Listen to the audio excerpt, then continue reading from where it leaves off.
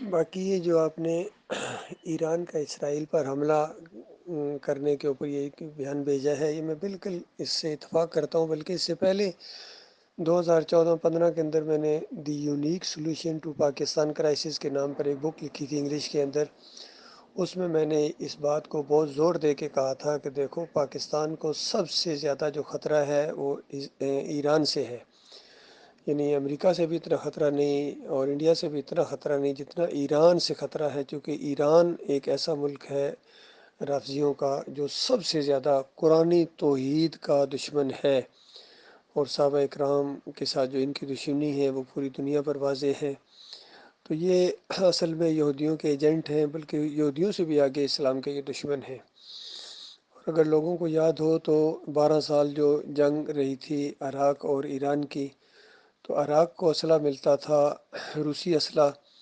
اور ایران کو امریکی اسلحہ ملتا تھا اسرائیل کے ذریعے۔ اس سے آپ غور کریں کہ ان کی آپس میں کتنی گٹھ جوڑ ہے، کتنا زیادہ ان کا گہرا تعلق ہے آپس میں،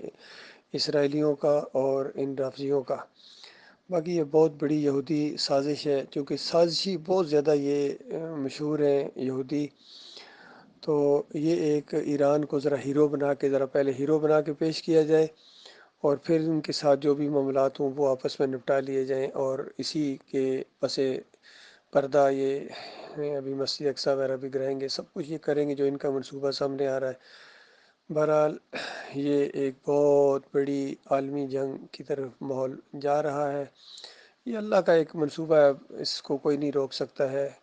پہلے ان مسلمانوں کو اور خاص کر عربوں کو جو عذاب آنے والا ہے ان کے اپنے کرتوتوں کی وجہ سے، ان کی اپنی بدعقیدگیوں کی وجہ سے اور بدعمالیوں کی وجہ سے، وہ بھی بالکل سامنے ہے کس طرح یہ اللہ کے باغی بن گئے ہیں۔ حالانکہ اللہ کی کتاب ان کی زبان کے اندر ہے، ان کو نہ گرامر سیکھنے کی ضرورت ہے، نہ مخرج سیکھنے کی ضرورت ہے، ان کی اپنی زبان کے اندر اللہ کا پیغام موجود ہے، لیکن اس کو بالکل پس پشت انہوں نے ڈال دیا ہے۔ حکومت کے یہ پجاری ہیں، بادشاہت کے یہ پجاری ہیں، اپنے نفس کے یہ پجاری ہیں، اور پوری طرح دین کو انہوں نے بزنس کے طور پر استعمال کیا ہوا ہے۔ چاہے یہ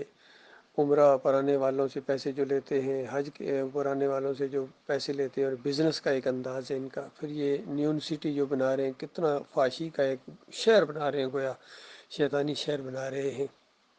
اور پوری طرح دیکھیے جس طرح دبئی ہے، اس سے زیادہ بھی کوئی دنیا میں فحاشی کسی جگہ ہو سکتی ہے۔ اب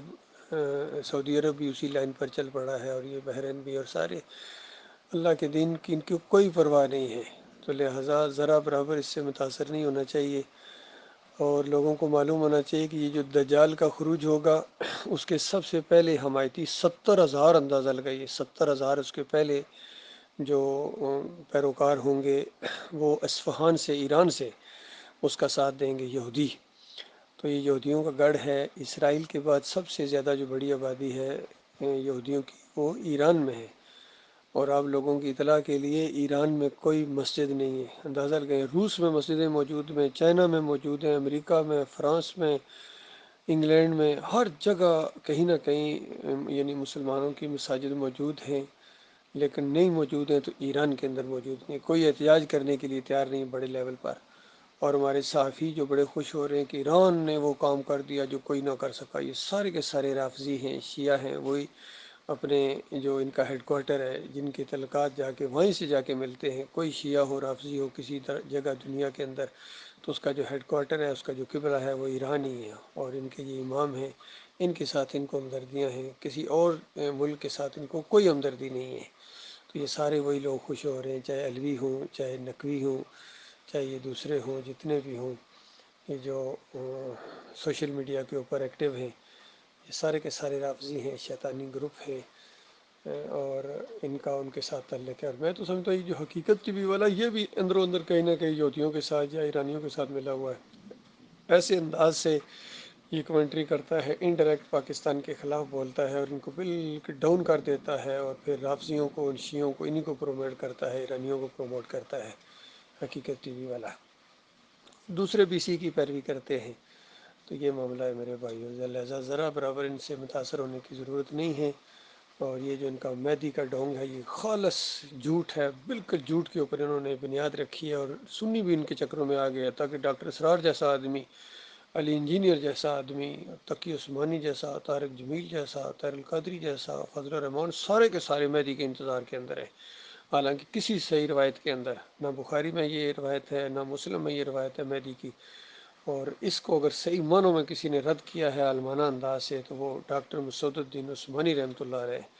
ان سے پوچھا گیا کہ وہ مہدی صاحب جو آئیں گے تو ان کا ہاں آئیں گے ایران کی طرف سے،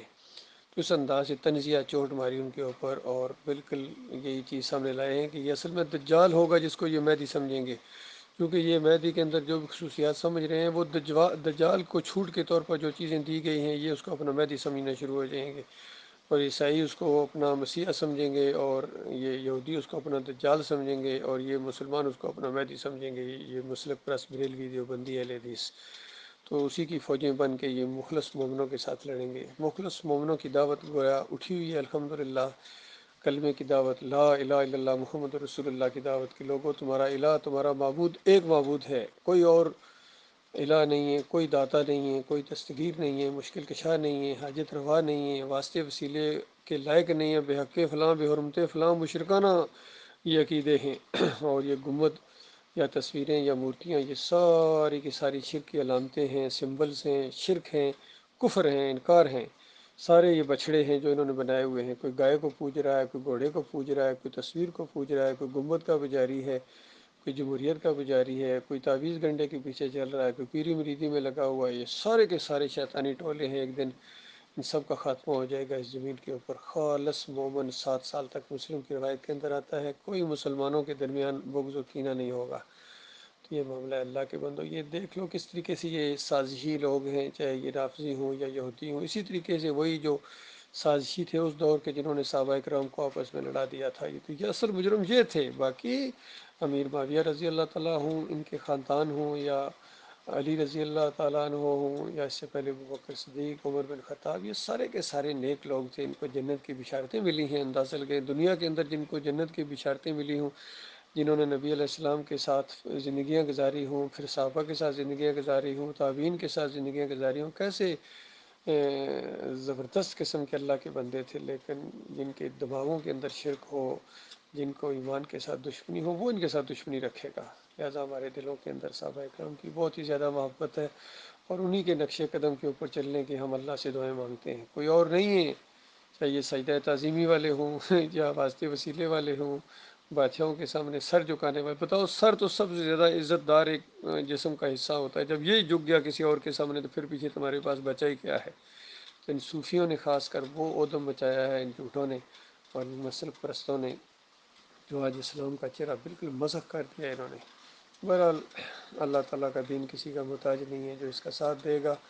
مومنوں کے اس گروپ جو ابھی اگرچہ چھوٹا ہے لیکن یہ ایک مخلص مومنوں کا گروپ اٹھا ہوا ہے، کھڑا ہوا ہے، یہ دعوت ہمارے ملک سے اٹھی ہے الحمدللہ۔ ڈاکٹر مسعود الدین عثمانی رحمۃ اللہ علیہ کے ذریعے یہ انشاءاللہ آگے بڑھے گی، اور اس ایمان کے شمع کو انشاءاللہ ہم بجھنے نہ دیں گے۔